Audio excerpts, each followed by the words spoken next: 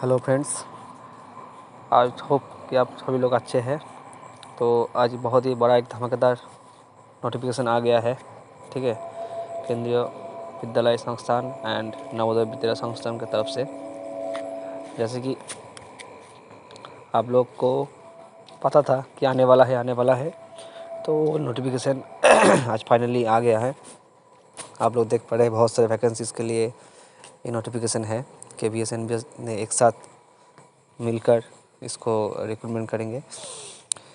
तो मैं इस वीडियो इसलिए बनाया हूँ वो है कि कंप्यूटर साइंस सब्जेक्ट के लिए क्या बीएड की ज़रूरत है कि नहीं।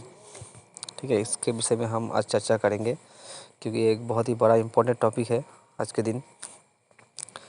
बहुत सारे लोग बोल रहे हैं कि बीएड की ज़रूरत नहीं है, सीटेट की ज़रूरत नहीं है। चलिए देखते हैं कि इस साल KVS और NVS ने क्या चेंजेस किया हुआ है कंप्यूटर साइंस टीचर के लिए। ठीक है, पूरा नोटिफिकेशन आपको मिल जाएगा KVS के वेबसाइट पर, ऑफिशियल वेबसाइट पर, NVS के ऑफिशियल वेबसाइट पर और CBSE के ऑफिशियल वेबसाइट पर। ठीक है, यहाँ पर बहुत सारे वैकेंसीज NVS के लिए PGT वाइज, KVS में PGT सब्जेक्ट वाइज सब कुछ दिया हुआ है। ठीक है, TGT के लिए भी दिया हुआ है, अलग से नॉन टीचिंग पोस्ट के लिए भी दिया हुआ है। ये सब आप लोग देख लीजिएगा category wise, unreserved, SC ST से करके। चलिए चलते हैं क्वालिफिकेशन की तरफ, जो कि मेन पॉइंट है आज इस वीडियो के लिए। सारे डाउट क्लियर हो जाएगा। देखिए, ये है आपका post graduate teacher computer science physical education के लिए अलग से दिया हुआ है। पॉइंट नंबर ई पर पे स्केल वगैरह जो है, अपर एज लिमिट जो है और सब कुछ तो नॉट एक्सीडिंग 40 ईयर्स है। देखिए, PGT कंप्यूटर साइंस के लिए एसेंशियल क्वालिफिकेशन क्या क्या बोल रहा है। पॉइंट नंबर 1, इसको मास्टर डिग्री है, MSc होना चाहिए कंप्यूटर साइंस या फिर IT में, या फिर MCA का होना चाहिए, मिनिमम 50% मार्क्स, और ME MTech होना चाहिए। ठीक है, किसी एक में भी हो जाएगा तो हो जाएगा। अगर MSc है फिर भी एप्लीकेबल है, अगर MTech है फिर भी एप्लीकेबल है। दोनों में से कोई भी एक होने पे आप एलिजिबल है। पॉइंट नंबर 2 अलग से दिया है। देखिए, इसमें और नहीं है। ठीक है, पॉइंट नंबर 1 दोनों में से एक होना चाहिए, या फिर हाँ, दोनों में से एक आपको होने में हो जाएगा। पॉइंट नंबर 2, इसमें आपका देखिए BEd दिया हुआ है, BEd डिग्री विथ 50% मार्क्स। ठीक है, और में भी आपका BEd दिया हुआ है, तो BEd आपका अनिवार्य है। ठीक है, दोनों में और दिया है, BEd और या 4 इयर्स का है या 3 इयर्स का है, जो भी है वो इंटीग्रेटेड कोर्स आज तो अभी तक तो आ गया है, इसलिए लोग इंटीग्रेटेड में दे रहा है। ठीक है, तो BA पॉइंट नंबर 1 एक है मैंडेटरी, दोनों में से कोई भी एक होना चाहिए। पॉइंट नंबर 2 में तीनों में से कोई भी एक होना चाहिए, लेकिन सभी BEd डिग्री है। ठीक है, तो आपका PGT कंप्यूटर साइंस में जो डाउट था कि BEd होना चाहिए कि नहीं होना चाहिए, तो पॉइंट नंबर 2 में वो लोग मेंशन कर दिया है कि BEd डिग्री होना चाहिए।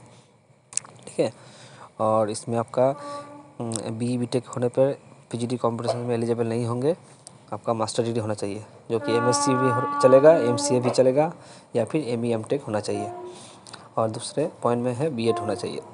ठीक है, चलिए चलते हैं TGT की तरफ। TGT में देखिए क्या दिया हुआ है कंप्यूटर साइंस के लिए। यह आ गया TGT के लिए। For TGT point number G में आ गया है। देखिए, TGT कंप्यूटर साइंस में बोल रहा है कि bachelor degree in computer application, मतलब BCA होना चाहिए विथ 50% मार्क्स, और ग्रेजुएशन लेवल इक्विवेलेंट डिग्री, या फिर BE BTech होना चाहिए विथ 50% मार्क्स। ठीक है, ये आपका आ गया पॉइंट नंबर 1 पर। तीनों का और दिया हुआ है, तो तीनों में से किसी एक में भी हो जाएगा तो आपका आप एलिजिबल है। अभी चलते हैं पॉइंट नंबर 2 पर, कि qualified in central teacher eligibility test, मतलब CTET पेपर 2 पास होना चाहिए, तभी आप एलिजिबल होंगे। पॉइंट नंबर 3, यहाँ पर भी आपका दे दिया हुआ है कि बैचलर डिग्री इन एजुकेशन। ठीक है, यहाँ पर भी BEd आपका मैंडेटरी कर दिया है। ठीक है, अगर वो BEd अगर आपका मैटर करेगा कि 2 साल का है या 3 साल का या 4 साल का इंटीग्रेटेड है, लेकिन BEd होना चाहिए।